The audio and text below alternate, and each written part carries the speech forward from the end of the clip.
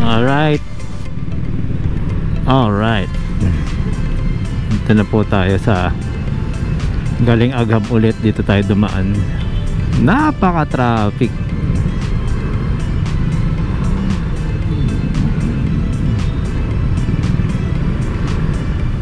Dito tayo sa dulo. Traffic talaga eh.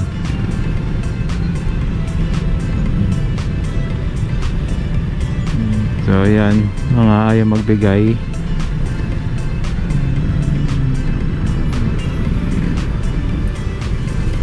Grabe, daming motor. Hindi ko alam kung naipon lang, no, pero grabe yung dami ng motor. Tapos puro mga kung saan nang gagaling ayaw magbigayan. Parang pagka ganito, importante makauwi na sila, no. So ibang ano ulit, ibang senaryo na naman tayo sa natawag natin dito, pakikisalamuha. Hindi tayo nagre-record kanina, pero kanina pa tayo dito. Sobrang traffic po talaga. Ngayon ko lang po na isipan mag-video. So yan, nagbibigay na si kotse. Maraming salamat.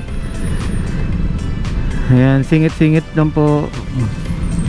Yep, dito po tayo magkakasubukan ng sa motor po pagka ganito, yung init ng makina mo, yung clutch mo, di ba? Dunta na tayo, kaya lang masyadong masikip yung portal. Ayan. So dito mas maluwag kaysa dun sa kabila. Tapos nakatapat pa yung tambucho. Pasok. So check nyo rin kasi baka mamaya hindi kayo nakikita ng bus. Dahil mataas yung niya, visual niya.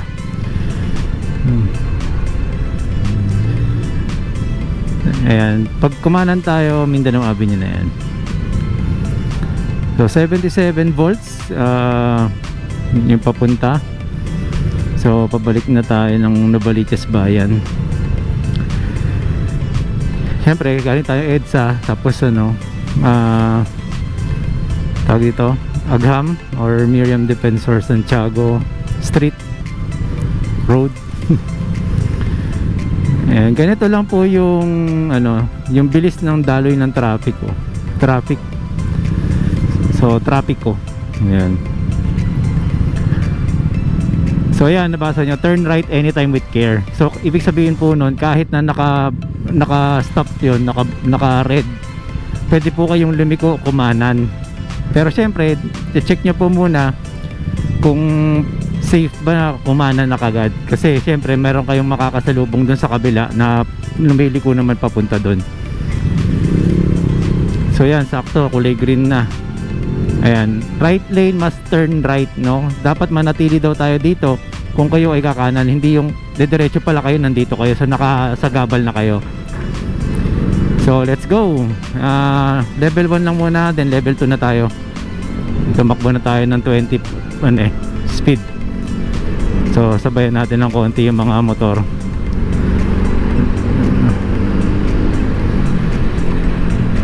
$45, $48, $50. So hindi ko lahat na makita, guys. Pero unahan natin lahat ng mga to. Yes, joke lang. Dahil meron may lumiliko dyan, ako nagalangan yung nasa harapan natin. Yan, pwede tayo sa menyas ng ganun na tayo ididiretso or mauuna. Kasabay natin RC200. Shoutout sa'yo, boss. Ang ganda ng motor mo. Sports, di ba? So Mindanao Avenue, then check dito tayo kasi may mga lumiliko dyan para mag U-turn.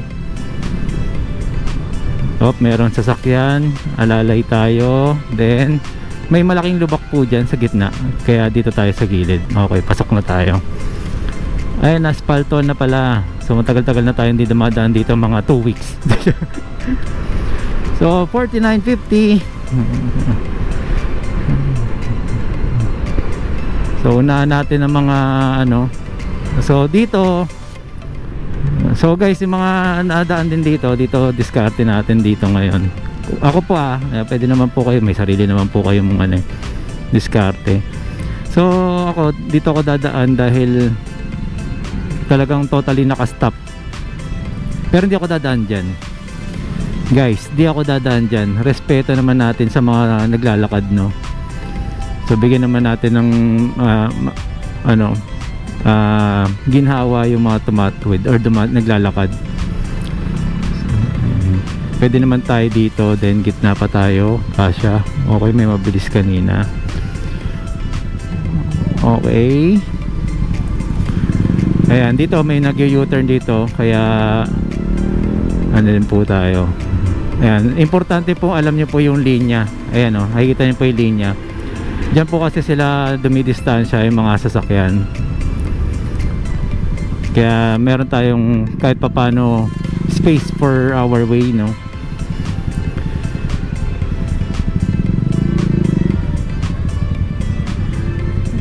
So stop ulit. Namumula talaga lahat hanggang doon, no? Namumula. So stoplight yan. So no need to hurry. Maluwag naman, hindi kasya tayo. Hindi naman natin kailangan kasi baka kakasingit po, makasagi ka pa, no?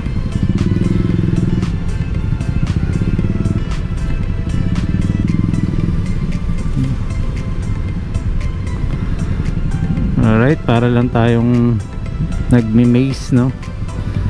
Ano nga bang palabas yung dati na yun? Maze 100 ba yun? Ay, ayaw pa magbigay, under pa siya para isaraduhan niya. Wala tayong ang liit nitong bata, Pansinin nyo po, sa sobrang liit ng bata, yung level po nung sasakyan, hindi po yan nakikita, kaya dapat nag-iingat. Wala akong barya baka maipit ka, ingat ka. Hindi pa kasi go, under na okay, isa pa po yan guys, road signs, and then syempre yung pedestrian lane. Although wala naman tumatawid na dyan, pero mas mabuti pa rin sumusunod tayo sa linya, kasi ang pangit tingnan kahit yan, hanap tayong drone. Sa pagka top view, ang pangit tignan, meron ngang linya, dapat may linya, di ba? Buti sana kung talaga naipit lang sa stoplight dahil sa traffic, tapos biglang naabutan ng stoplight, okay lang. Pero gaya niyan, ma-under yung hindi naman kanina nandyan yung taxi, di ba? So yun, shout out kay boss, nagtapon ng sigarilyo, tinapakan. Ayun. Ayun, so isang video na lang dito, pero baka ikat ko dahil sobrang haba na nito. Pero hindi, sige, tuloy na natin. Naka level 1 tayo. Pag umandar tayo hanggang 20, 25, nagle-level 2 na tayo. Ayoko po kasi yung nasa level 2 kaagad. Para sa akin, kasi lang to, sa aking isip lang to, sa aking practice lang. Kaya po may level 1 una yung 1, di ba? So okay, so let's go. Wala tayong kasabay na e-bike ngayon.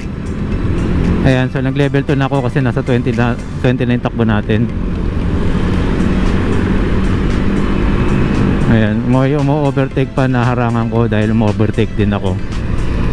So 46, hindi tayo makasagad dahil stop din kaagad.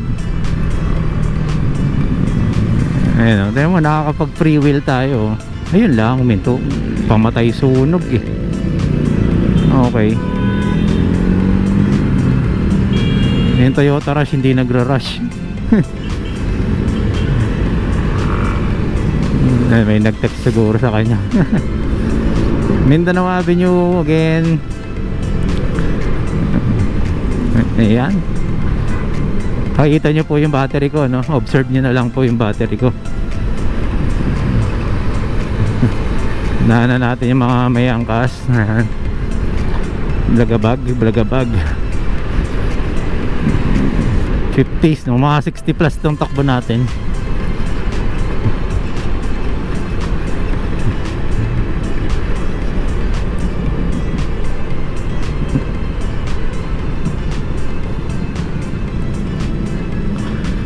Kinayod na naman ang kalsada upang ito ay ma-aspaltuan or ma-sementuan.